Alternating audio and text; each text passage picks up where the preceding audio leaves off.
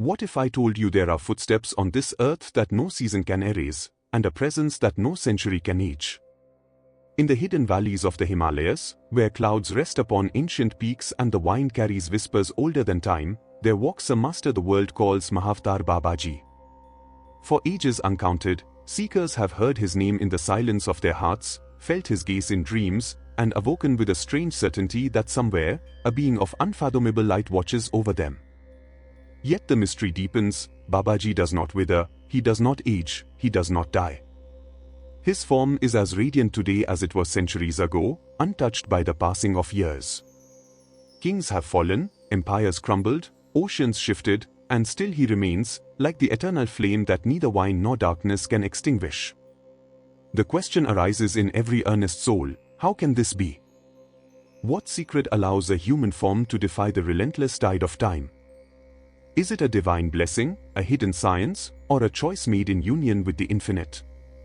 This is not merely a tale of a saint's longevity, it is a mirror held up to your own forgotten truth. For Babaji does not keep this mystery to himself, he holds it in open hands, offering it to every heart that longs to awaken. In the next moments, as we walk together through the sacred corridors of this question, you will hear the answer in Babaji's own words, not as a distant myth, but as a living guidance that calls you to remember who you truly are. The path is before you. The voice of eternity is speaking. Will you listen?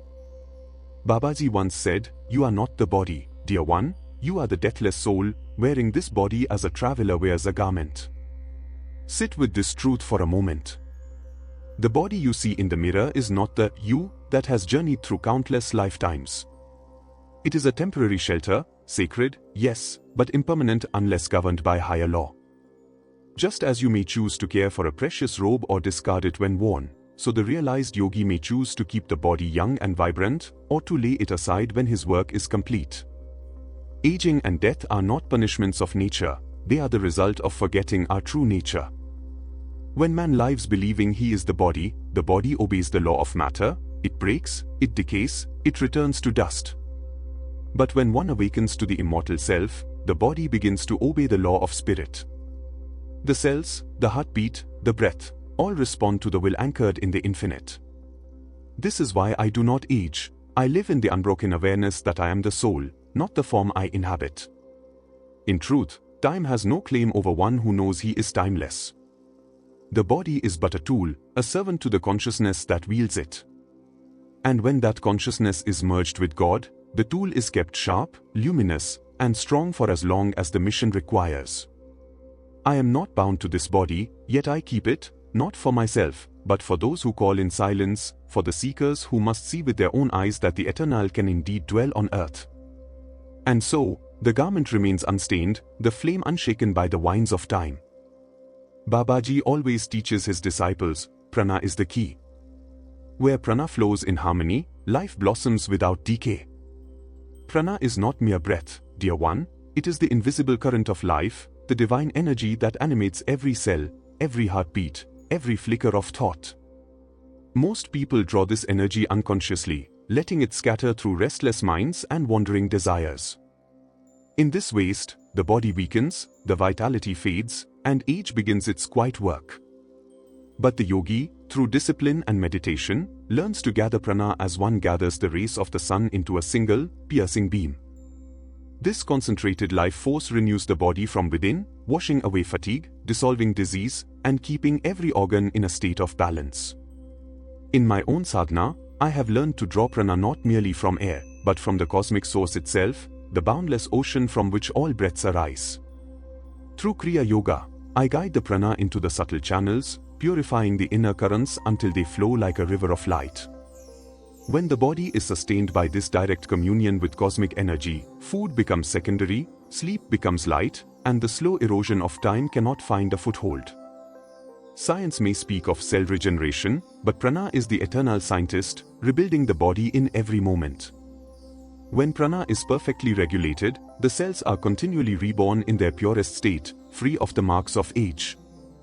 This is why my form remains youthful. It is not clinging to time, but living in the timeless current that prana reveals.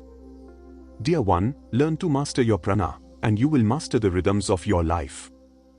For the body is a temple, and Prana is the sacred lamp that, when kept burning bright, will never be dimmed by the passing years. Babaji often tells his disciples, time is a dream of the mind. Step out of the dream, and you step out of its aging. Dear one, the body grows old because the mind counts days. From sunrise to sunset, the human mind keeps measuring, labeling, remembering, carving a line between past and future. In that measurement lies the seed of decay. Every memory you cling to, every fear of what is to come, presses upon the body like an invisible weight. And slowly, without your notice, the burden bends your back, dims your eyes, and slows your step. But when the yogi withdraws his awareness from the ticking clock and rests in the eternal now, a great miracle unfolds. The currents of time no longer flow through his consciousness, they pass like clouds in a sky that remains unchanged. In that stillness, the body too becomes untouched, its cells renewed in the light of the present moment. When I walk, I do not walk from here to there, I walk in the ever-present moment. When I breathe, I do not count this breath and the next, I breathe in the boundless now. In that state, there is no yesterday to leave its marks, and no tomorrow to cast its shadow. There is only the shining presence of God, where time bows and stands still. Understand this well, dear one, time does not age you, your attachment to time does. Step into the timeless, and you will find a youth that is not of the body alone, but of the soul's eternal spring. This is why I remain as I am, not by resisting time, but by living beyond it. Babaji speaks gently to the earnest seeker, I could leave this body at any moment, for I am not bound to it. Yet I remain, for you. Dear one, immortality is not a treasure to be hoarded, nor a power to be displayed, it is a responsibility. The body I inhabit is but a tool, a bridge between heaven and earth. I keep it strong and luminous, not for my own comfort, but so that I may fulfill the work the divine has entrusted to me. As long as there are hearts calling out in the silent night, as long as there are souls seeking the light, I will remain within reach. The world passes through many cycles, empires rise and fall, faith awakens and fades, but there will always be seekers, walking through darkness with a spark in their hearts. My presence here is for them, to tend that spark until it becomes a flame. In moments of deep meditation, when you feel a sudden peace, a clarity that was not there before, it is then, dear one, that you have touched the hem of my consciousness. The choice to remain on this earth is not made by desire, but by dharma, by the sacred duty to serve. Just as a lamp continues to burn so long as it lights the path for travelers, I too keep this form so that it may be a living assurance. God's guidance does not vanish with time. One day, when the great work is complete and the last seeker has crossed into the light, I will dissolve this body like a drop into the ocean. Until then, I walk unseen beside those who call, not bound by earth, but bound by love. Babaji often reminds his disciples, the laws you know are not the highest laws. Above the law of decay, there is the law of eternal renewal. Above death, there is the law of life everlasting. Dear one, most live under the rule of the lower laws of nature. They believe the body must weaken, that time must claim its due, that death is inevitable. But these are only the surface rules, the ones written for those who have forgotten the deeper script of the soul. Beneath them flows a higher order, the subtle laws by which the universe breathes and renews itself without end. The realized yogi does not break the lower laws, he simply lives from the higher ones, just as a skilled sailor uses the deeper currents to guide his vessel while others struggle against the surface waves. When you align your consciousness with the infinite, the body comes under the care of these higher laws. Decay is replaced with regeneration, weakness with strength, and the steady march toward death with a continuous dance of life. This is not magic, it is spiritual science, the very same science that governs the rising of the sun, the blooming of the flower, and the rebirth of stars. The difference is that the yogi, through devotion and discipline, learns to apply it consciously. I remain ageless not because I have conquered nature, but because I have surrendered fully to its highest truth. The lower laws serve the body of man, the higher laws serve the soul-aware being. And when the soul commands, the body obeys, shaped not by fear of death, but by the certainty of eternal life. Babaji tells his disciples, immortality begins not when the body stops aging, but when you awaken to the truth that you have never been born, and you will never die. Dear one, if you wish to be free from the shadow of death, begin by seeking God above all else. Make your meditation the anchor of your day, and let each breath become a prayer. Walk in the world gently, with a heart free from malice, and let your thoughts be like lamps that give light, not shadows. Purify your intentions, for the body follows the mind, and the mind follows the soul's vision. In the quiet hours, turn inward. Feel the life force moving within you, the same current that moves the stars and the tides. Learn to guide it with love and discipline, as the yogis of old have done. Whether you walk the path of Kriya Yoga or another sincere way, the essence is the same, to unite your awareness with the infinite source. When that union deepens, the fear of death dissolves, and the joy of eternal life begins to blossom within you. I do not remain on this earth so you may wonder at the miracle of my years, but so you may realize that the same law lives within you. The light that sustains my form is the same light in your own heart. Nurture it. Guard it. Let it shine so brightly that it illumines every cell, every thought, every breath.